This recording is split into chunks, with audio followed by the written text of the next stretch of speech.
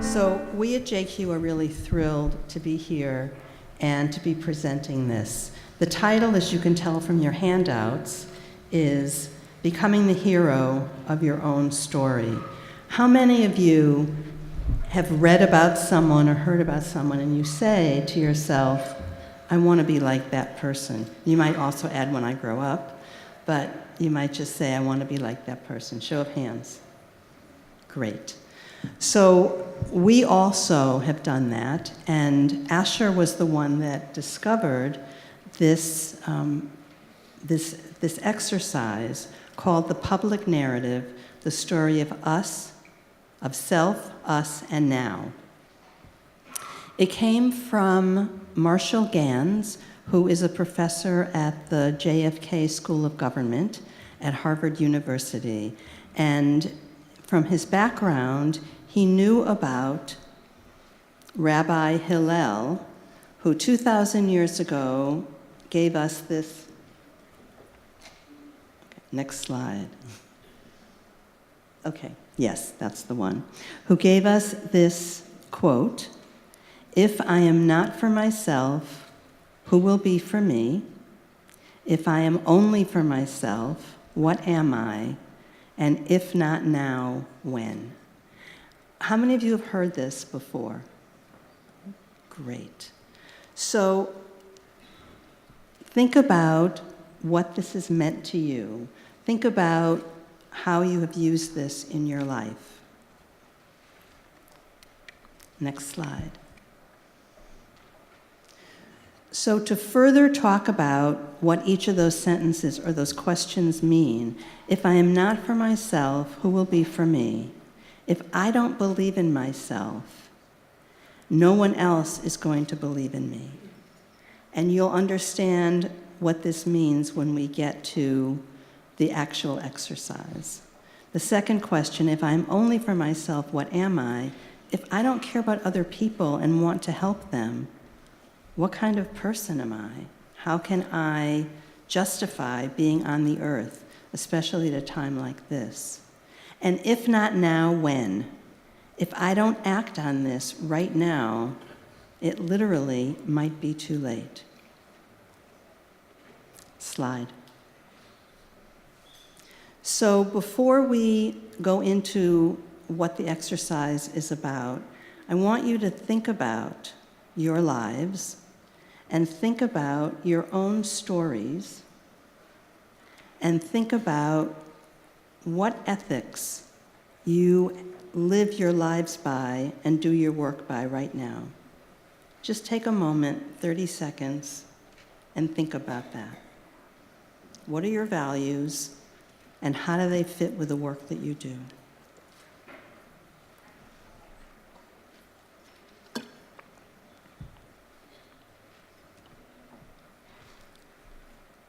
As you're creating this public narrative, you'll see how, yeah, that's the right slide. You'll see how this helps you understand what motivates you to do that work and how to tell others about it in a way that they will feel it, not just hear it, because you want them to feel your passion, your intensity about what you're doing.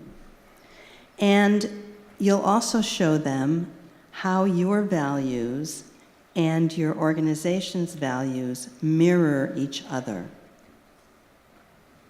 And one of the more important things is to invite people to be part of your organization by doing immediate action. And we're going to, of course, show you how to do that when we get to that piece in the presentation. But if you don't invite people in to do a specific action, then they'll just think it's interesting, but they won't be called to act. And our organizations wouldn't exist unless people felt called to act. Okay, slide. So the story of self. Is it right? Yes.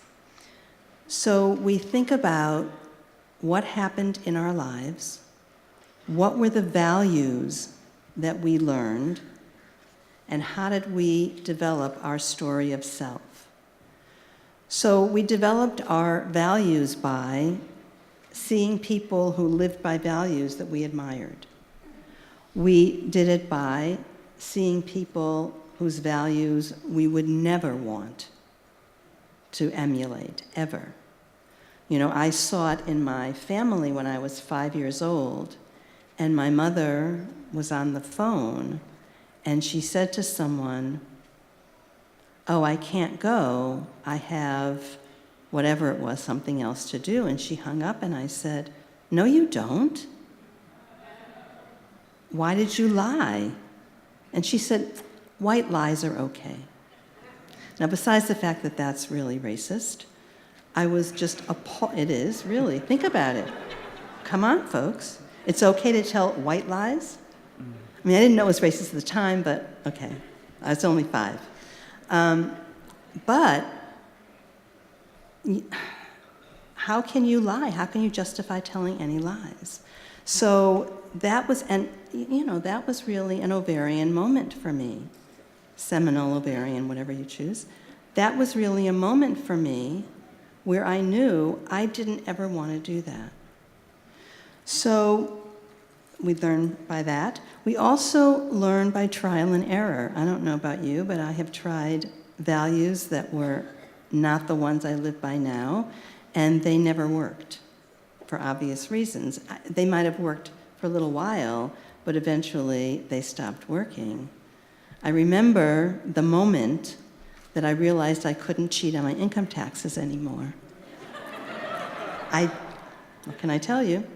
And when that moment came, I said, "Oh, expletive deleted, I won't get away with it anymore because I'm living a more righteous life now, and I have to get rid of all the unrighteous things I'm doing."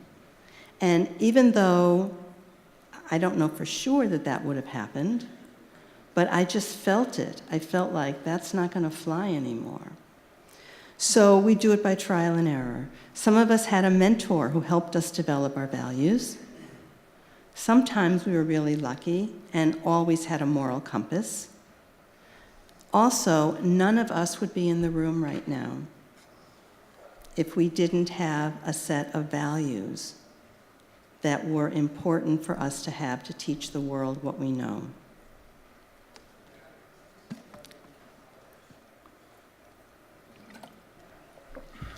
So my story of self. In 1963, I was a freshman at an all-women's college in Cambridge, Massachusetts. Conservative, right? And I fell in love with my best friend. And I was horrified because I knew 2 things.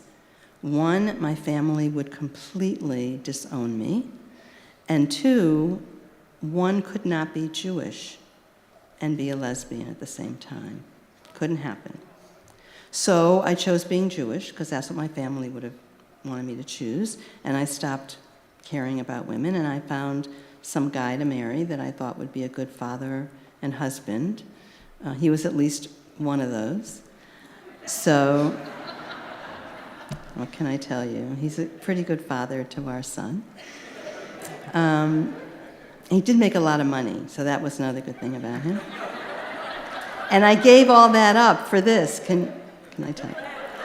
So then, in 1976, I couldn't hold the beach ball under the water any longer, and I finally came out. But then I had to stop being Jewish because there was, in 1976, no place for me to go where I could be completely out and also be Jewish.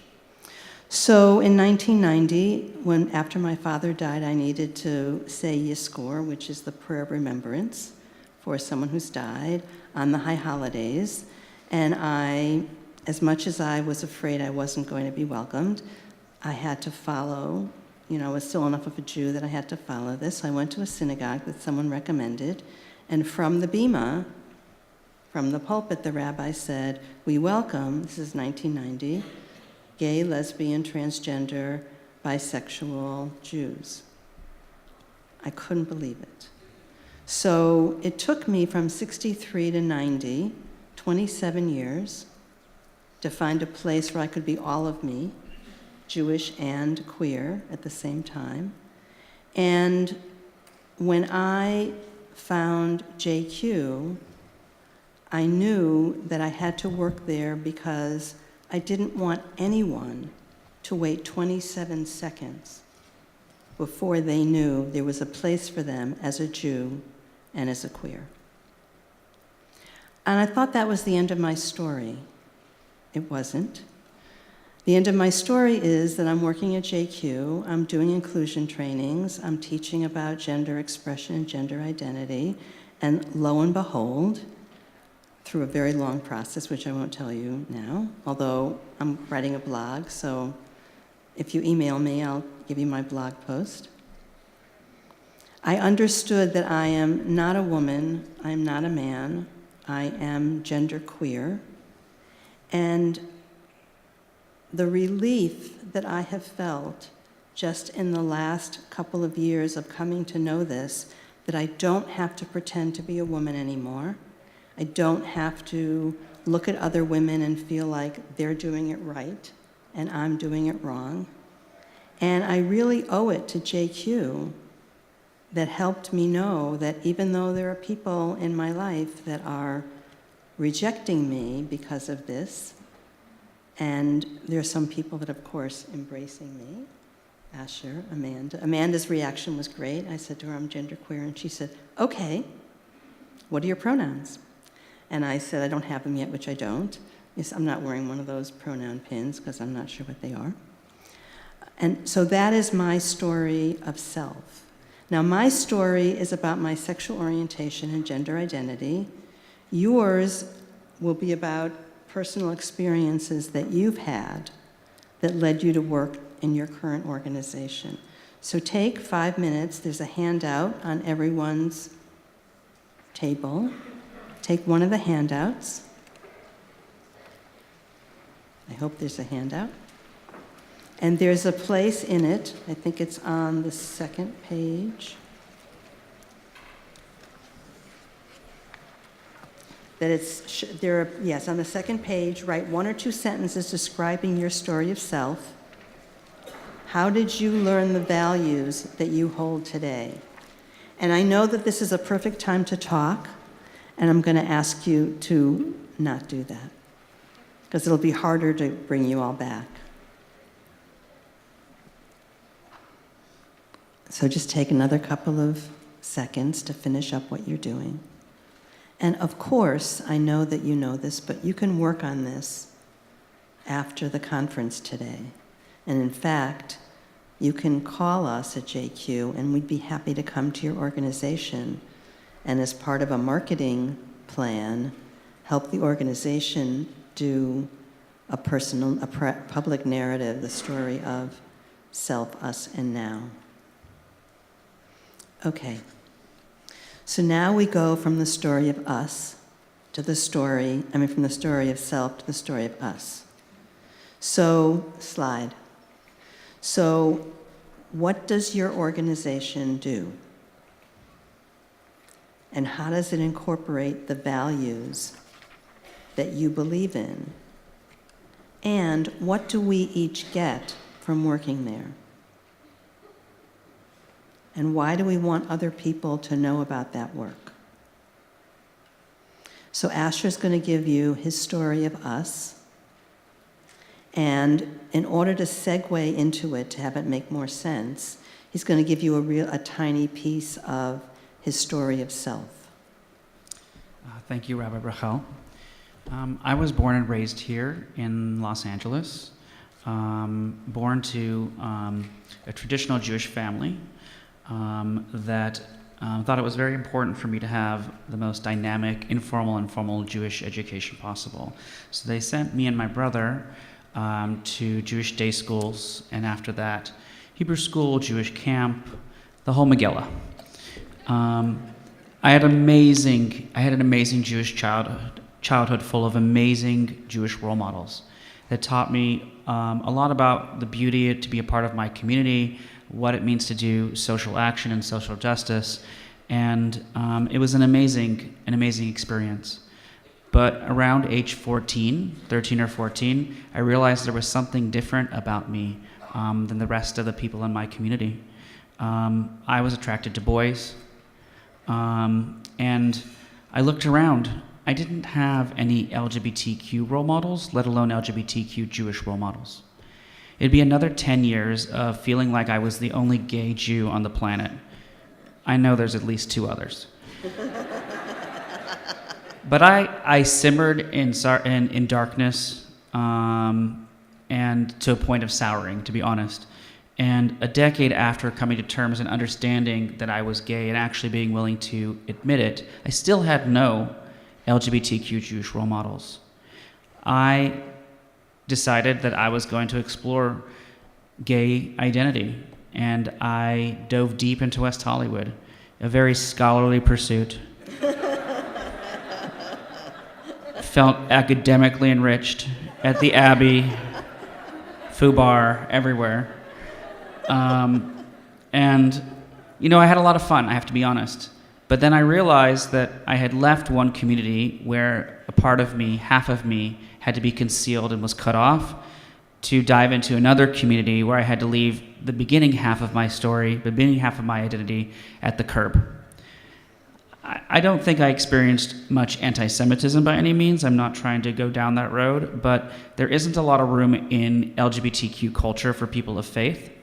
And there are unique facets to coming from a traditional background, not unique to Judaism, but unique to traditional background of community organizing and or just the way that we socialize and build community around our Jewish identity. So here I was in my early 20s, having an apple martini at the Abbey. I know they're totally passé now, but I'm just being authentic. And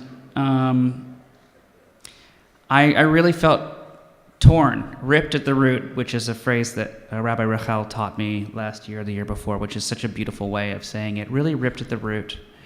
And at the same time still felt like there were so few other gay Jews in the world, and why is this the case?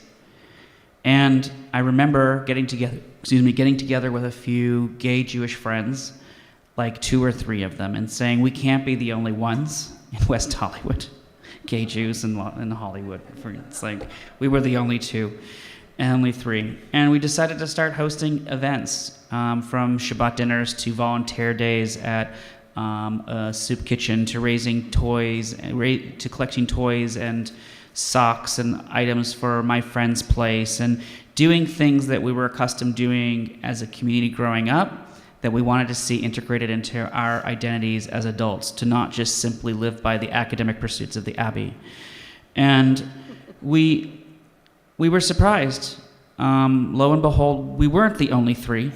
After 4 events over the course of a year, we had 125 people coming to an event. Now, this is 15 years ago, and we didn't necessarily have a lot of the social medias and tools that we have today. But still, we had something called a Yahoo listserv. Anybody remember that? I don't know. Yahoo listserv. Yeah, I'm really dating myself. Anyways, and, we wanted to create safe space for ourselves. We wanted to explore identity, and we wanted to feel that we could have all of our world integrated into one place and not have to silo our different identities between the 2 realities. And when we built community, we grew very quickly. I'll have to be honest, in the first year we had 125 people come to an event, but it would be 122 men and 3 women. And those 3 women would never come back again. It wasn't until we started investing in women's leadership, and then eventually trans and Persian and all the different sort of demographic breakdowns in the Jewish community that we were able to really build a very dynamic, diverse community, something that has grown into something very special today. But we realized that wasn't enough. We needed to go back into the Jewish institutions that we were all raised in and be those role models for kids in our community, to advocate for LGBTQ embracing curriculum in Jewish schools, to advocate for safe school training for educators, and to make sure the role models were available to the teens in our community. And that's really how our organization, came into being. I myself, my story of self is I felt all alone, and I had no role models, and then all of a sudden, together with other people, we were able to build something that's become a transformational force in American Jewish life. Today, we are really proud to offer teen programs for 14 to 17-year-olds. We're proud to do inclusion consulting. We have a national helpline. We have a speakers bureau of trained speakers that go out to be educators who actually do the same exercise, that go out to be speakers in the community. Whether it's a Jewish institution or not, we're thrilled to be able to get the stories out there, because we know that the stories that we tell transform lives, they pull on heartstrings, they make a difference, and they get people invested. And I'm a big, my professionals that I work with will tell you I'm a big pusher of transformational versus transactional. We are not just an organization that puts events out there for people to come to. The events are a tool. We are transformational. We change the way people think about things. We encourage people to step up as leaders. And we find ways to engage people that meets them where they're at and allows them to be part of the change that we're creating in the world. Slide and then slide again. So I've heard Asher tell his story now for 4 years, and every time he tells it, I am absolutely rapt. I just can't hear it enough, because what I know is that this just comes from his kishkis, from the inside of him, and that this was his version of 27 years of not being able to be himself. I do want to ask him to tell one piece of the story at the Abbey, drinking his apple martini, which will blow you away. Okay. My brother? Yeah. Okay. Yeah. Got it. So I'm at the Abbey with my lesbian and my gay friend, because that was like what I had at day one, was one of each, and it's exploded from there. Lots of lesbians, lots of gays, and now transgender too, which is wonderful, and allies. But if those of you remember, there was a point when the Abbey first started serving alcohol. Anyways, I was at that little center bar with my apple martini. It's true. I was, very consistent in my 20s. And some guy tapped me on the shoulder, and I turned and looked at him, and he said, "Someone wants to talk with you." And I was all, "Send him over." And he's like, "It's your brother." So it was a very emotional, anything from 20 minutes to 2 hours, it's foggy in my mind, but it was quite an emotional scene out on the curbside. Looked like a lover's quarrel of two drunk people, crying and embracing and really emotionally a wreck. And I, interestingly and sadly, cowardly told him, he's my 5 years younger brother, that we'll come out to our parents together when you're ready. Yeah, I was totally a coward. Anyways, a year later, I get a phone call from my brother who says, "Can I say shit?" The shit hit the fan. So he said, "You better get over to the house." So I drove through Laurel Canyon very quickly to my parents' house in Studio City, and still it felt like it was an hour, even though we know it's only a 15-minute drive with no traffic. And I get to the front door, and my mom opens the door, and she's red in the face, and she's tearing. Her blouse is all wet. She's an emotional wreck. She looks like she's about to collapse. And she's like, "Do you have something to tell me?" And I said, "Yes, I'm gay." And she said, "What about marriage? What about grandchildren? Don't you want these things?" In a very emotional, overly dramatic Jewish way. And without missing a beat, I said, and I have a boyfriend. And her face just evaporated. She turned white. I thought, literally, this was the moment I was going to lose her. And she just looked me dead in the eyes, and she asked me, "Is he Jewish?"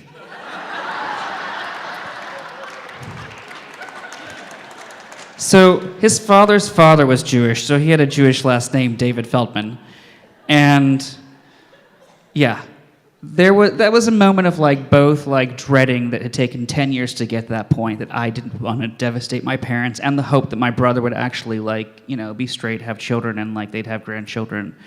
And yeah, it was amazing to know that like some of the tribal mentalities will rise above any potential homophobia. My brother is happily married to a gay man. They're both professors. They live in Laramie, Wyoming, and they're in the process of adopting a child. So she did get the marriage, and she's going to have the grandchildren. So I'm still single if anyone's looking. Rachel, you're...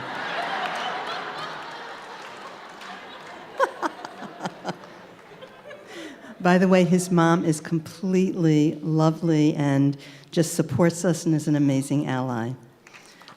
So take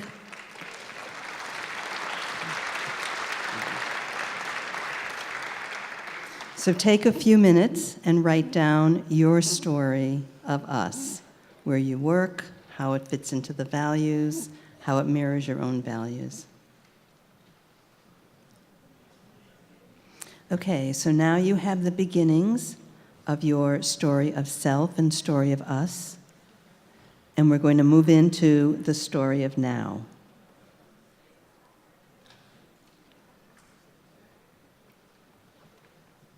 So now we want other people to know about our organization, what it does, and we want them to do something very specific. We want them to do a call to action.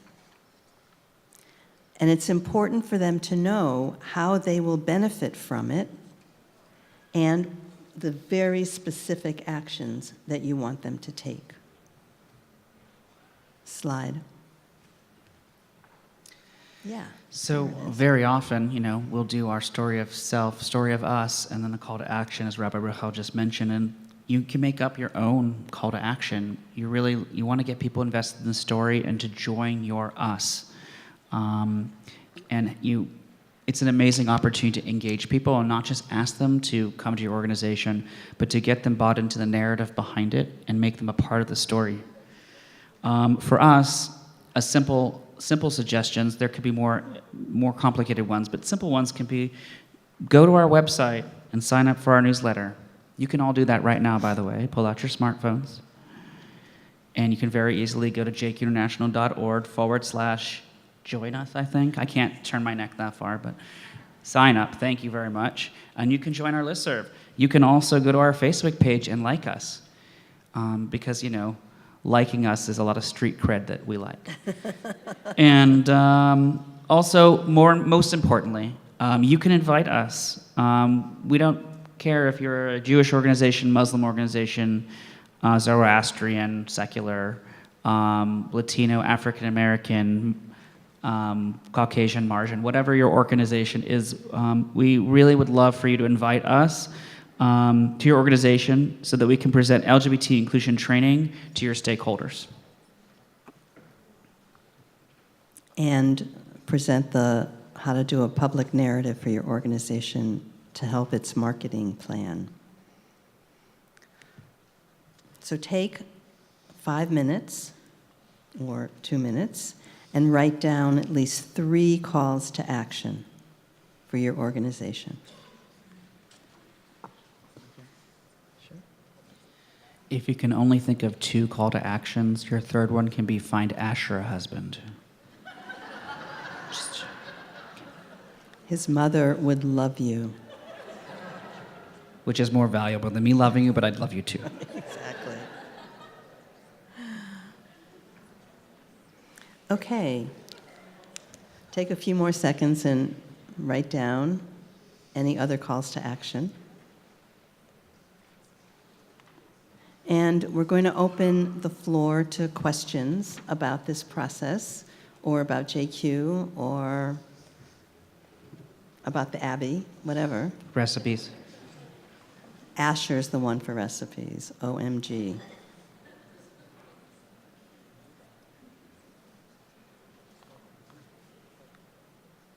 Any questions?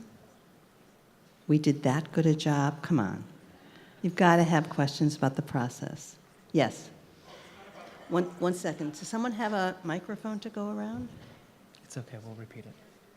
Okay, we'll repeat it. I'm curious because in the early 90s there were two LGBT temples in Los Angeles. I'm curious what didn't drive you in that direction? So I lived in Connecticut, in Hartford, Connecticut. So it's New England, it's blue laws, means things weren't open on Sundays. It was not a place that you even said Jewish and lesbian out loud together in the same sentence. Wasn't going to happen. And it was in Berkeley that I found the synagogue in 1990 that welcomed me. I would say that in my early 20s, I really was not looking for spirituality in my Jewish identity. I was looking more for cultural identity.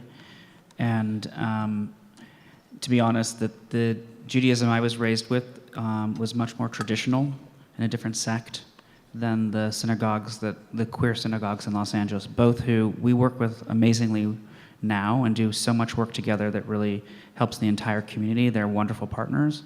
But in my early 20s, I wasn't looking for that sect of Judaism in terms of my religious practice, and was looking more for, to be honest, also people closer to my age. And yeah. But they're amazing institutions, and they've grown so much since then, and I always recommend them and highly recommend them to anyone who's interested. They're both beautiful communities.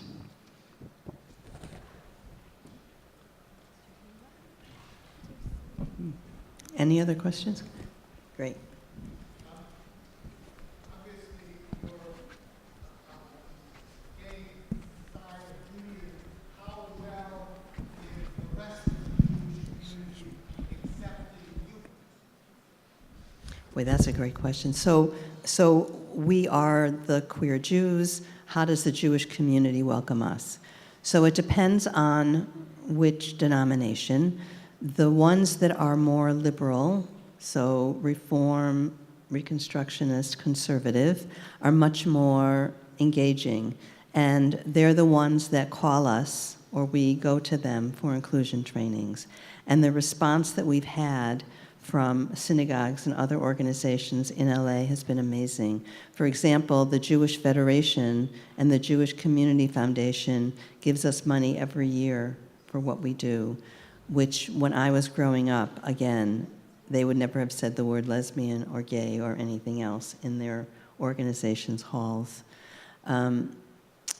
The Orthodox denomination, of course, is much more traditional and much more believing in the actual, that the words of the Bible are true as opposed to metaphoric. So they take one verse to mean that one can't be gay. The verse does not mean that. I won't, unless people want to hear, I can tell you, but why don't I do that, given that we have a little bit of time? So the verse says, a male cannot lie with a male the way he lies with a woman. So the first thing to know is it says male and male. Then it says it is a toeva. Male and male. It doesn't say a man with a man, so it's talking about the larger picture. It's basically human males and human males can't lie together the way they do with any single female, any single woman. And it's a toeva. So toeva was never translated as abomination until the 1600s in the King James Version of the Bible. If you know Hebrew, you can go to the Hebrew Bible and you can see that every section where something is called a toeva it was a pagan practice that was unethical and demeaning to humanity. And so the verse means that males cannot do what the pagans did sexually. They have to have a respectful relationship. The way that they respect women, they have to also respect men. And so a better translation of the word toeva is taboo, as opposed to how it's translated in most Bibles today as abomination. And you can see where taboo has a very different valence to it than abomination. That's a really simple way of talking about it. There is an organization that we partner with called ASHL, and ASHL is specifically for Orthodox LGBTQ people and our allies. And they do programs. They're mostly in the Midwest, and they're mostly in the East Coast. But we brought them out here. We got funding to bring them out to LA, and they are doing some work in LA that is really groundbreaking. There's been an ally conference and training and inclusion training, and they're raising money to hire someone to do the Orthodox work in LA with us. Thanks for the question.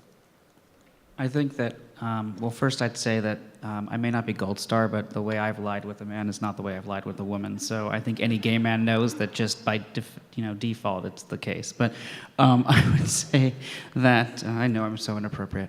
I would say that the work that we've done in the Jewish community has not always been that easy. 13 years ago, we would send our trained speakers to speak in front of teens, but before we could speak in front of teens, we needed to do the entire program in front of the parents and have the parents sign off. And I remember wanting to send a transgender person to speak and be a role model in front of kids, and they were like, oh, we're not ready for that yet. And it's fascinating to see, after all the years of advocacy work that Rachel and I have done and other people in our field have done, the doors, we're still opening doors, but so many of them have become open to us through our tenacity and persistence. And we're very proud of how much we've been able to transform the community, but we also know there's a lot more work to do. We have time for one or two more short answer questions.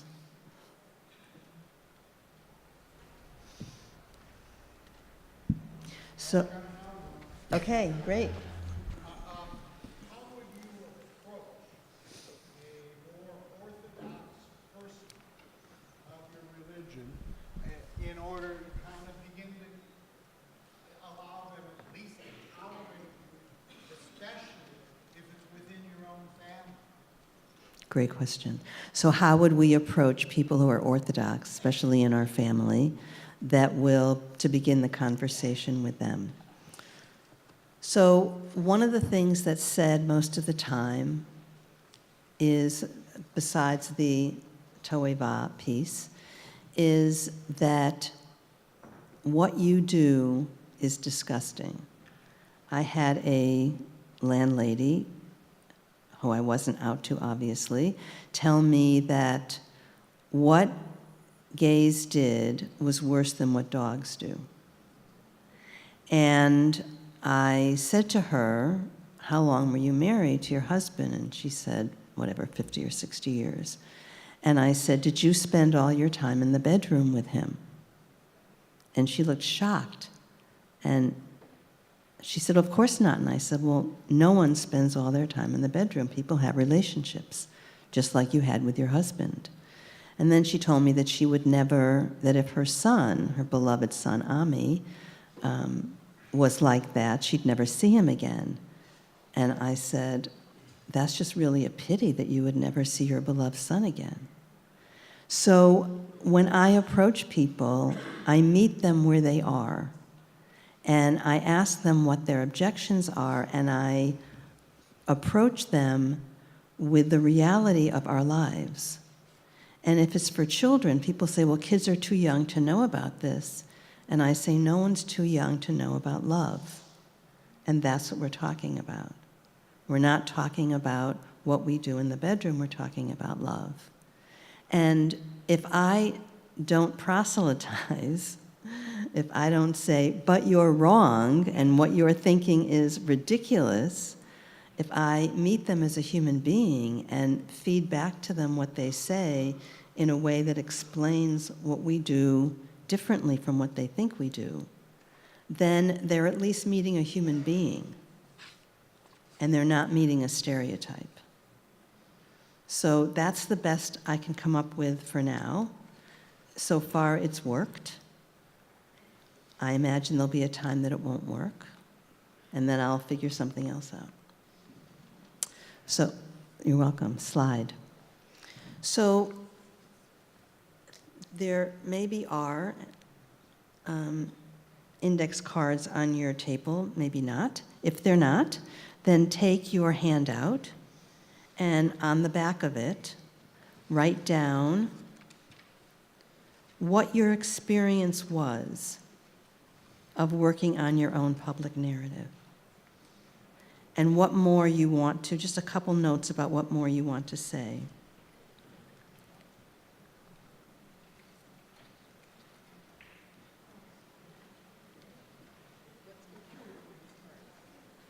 What's going to happen with these Oh, cards?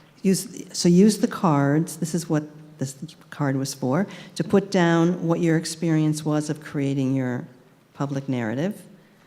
And there's one more thing when you get finished with that piece. And if you don't have a card in front of you, then use the handouts. They want to know what will happen with the cards after they do. Oh, you keep the cards. These are for you to take with you.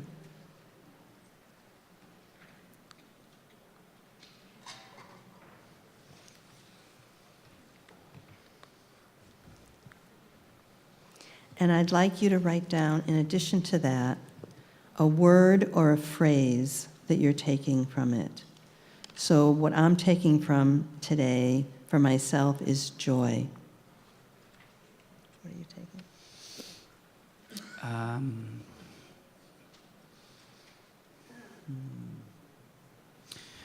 Transformation. So I would love to hear a few people call out what you're taking with you today. Just call it out loudly. Friendship. Hope. Hope. Understanding. Validation.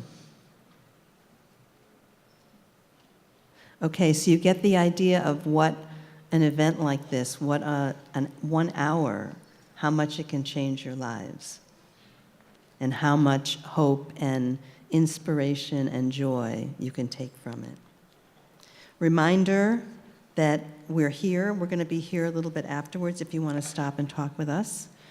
We have some brochures and other things. Please do go to our website at some point and sign up to get on our mailing list. We send out a mailing once a week, that's all. Call us. Number's up there. We also want to encourage you to go see the award-winning film, Becoming Joanna.